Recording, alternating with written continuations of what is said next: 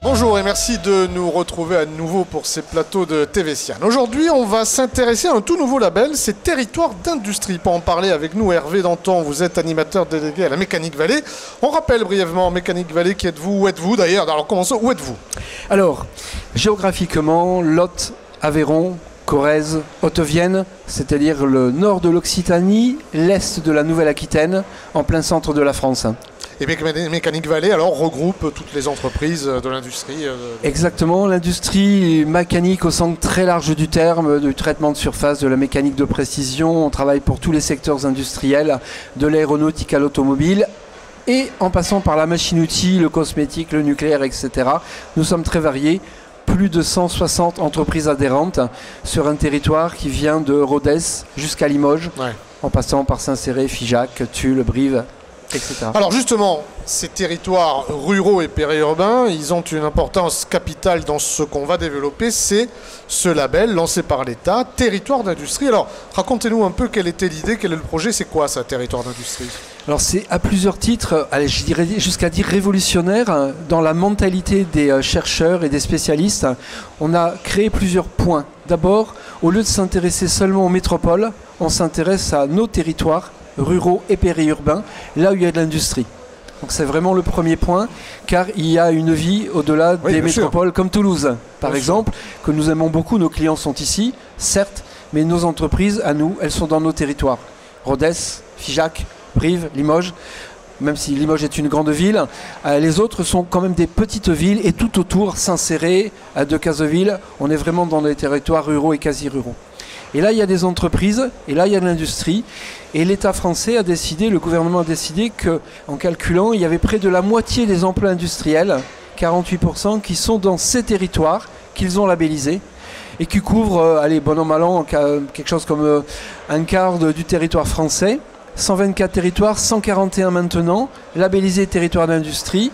Et le nôtre, alors on en a 3 sur le territoire de Mécanique Vallée, et le premier dont nous parlons, c'est entre Figeac, Aurillac, Rodez. Et là, ce territoire a été labellisé et déclaré pilote parmi les 13 premiers en France. On garde ce chiffre qui est quand même important, un quart du territoire national, quasiment la moitié des emplois industriels. Exactement, et avec, quand on fait le recensement, parce que ça a été une seconde grande force du projet, on a recensé les projets de développement, les projets d'investissement, et là on s'aperçoit qu'on a beaucoup de choses dans les cartons, que les projets sont pas connus, mal connus, peu de notoriété. Et puis, ils vont se lancer lentement, tranquillement. Combien d'années va-t-il falloir? Donc, le travail qu'on a fait avec l'appui de la région, nouvelle particularité de ce territoire d'industrie, c'est que l'État a confié aux régions le pilotage de ces opérations. Ah voilà, ça c'est important. On aurait pu avoir un nouveau plan d'aménagement du territoire, venant comme d'habitude des sachants de Paris en disant on va faire ça, ça et ça. Alors que là, et donc vous parliez de révolution, mais ça peut en être une aussi dans cette façon de fonctionner, c'est une discussion permanente, on a les retours et c'est piloté par les régions. Exactement. Donc c'est vrai que sur le moment, grande surprise pour tout le monde, qu'est-ce que ça veut dire, comment on va faire?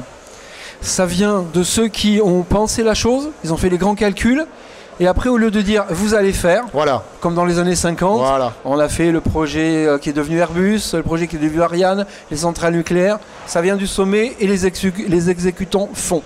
Donc là c'est quelque peu différent, on pose la question à la base, les gens du terrain on leur dit qu'est-ce que vous voulez faire, qu'est-ce que vous savez faire et comment vous pouvez le faire avec un impact assez rapide.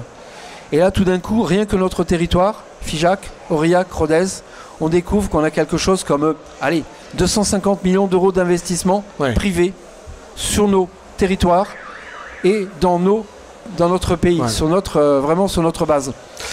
Alors cette discussion, c'est ce que vous appelez la planification interactive, c'est-à-dire que plus qu'une discussion, c'est un dialogue permanent, quoi. Exactement. Alors d'abord, ça demande un très gros effort de terrain. Nous, c'est d'abord recenser nos projets, les rendre viables, cohérents, intelligents, et puis après derrière, les mettre en cohérence entre eux, faire en sorte que cela fonctionne. Ça serait stupide d'aller faire un projet à Aurillac et le même projet à Villefranche de Rouergue, alors que si on les met ensemble, ben on est plus fort. Alors ça peut être aussi toute la force de Mécanique Vallée qui arrive à gérer tout ça, quoi. Exactement. C'est vrai qu'un territoire, un cluster comme le nôtre, eh bien c'est beaucoup plus facile, et c'est vrai que c'est pour ça qu'on a été dans les pilotes, c'est beaucoup plus facile de réunir tout le monde, bien sûr, les entreprises, mais aussi les institutionnels qui nous connaissent et nous soutiennent, et puis après de dire, eh bien mettons tous les projets, gardons ceux qui sont capables de sortir rapidement. On a recensé quand même jusqu'à 25 projets qui pouvaient sortir et 15 projets validés par nos collectivités locales, la région et nos entreprises. Alors ça, il faut le spécifier, 25 projets, ça peut paraître peu, mais il faut dire que ça fait à peine 11 mois, quoi. Donc vous avez réussi ça. Exactement. En même pas un an, quoi. En très peu de temps, des projets à démarrage quasiment immédiat, ouais, dont les premiers effets vont commencer à se faire sentir. Alors, on va citer des projets qui étaient déjà bien dans les tuyaux, le centre de formation de l'industrie à Cambes, FIJAC. Celui-là, ça a permis de l'optimiser, de le lancer encore plus vite. Il ouvre bientôt, il fonctionne. C'est aussi le centre d'excellence ELIS, centre d'excellence mondial, oui, à FIJAC, avec Ratier FIJAC, oui, et ses sous-traitants. C'est une opération RH Mécanique Vallée qui permet très bientôt de faire des choses particulièrement intéressantes sur les sujets du recrutement. Ouais. Alors, on le voit et on le disait, ce label lancé par l'État, territoire d'industrie, vous n'auriez pas pu répondre s'il n'y avait pas l'expertise, la structure de la Mécanique Vallée, la notion de chasser en meute que vous avez lancée il y a très longtemps. Exactement. Pour être efficace.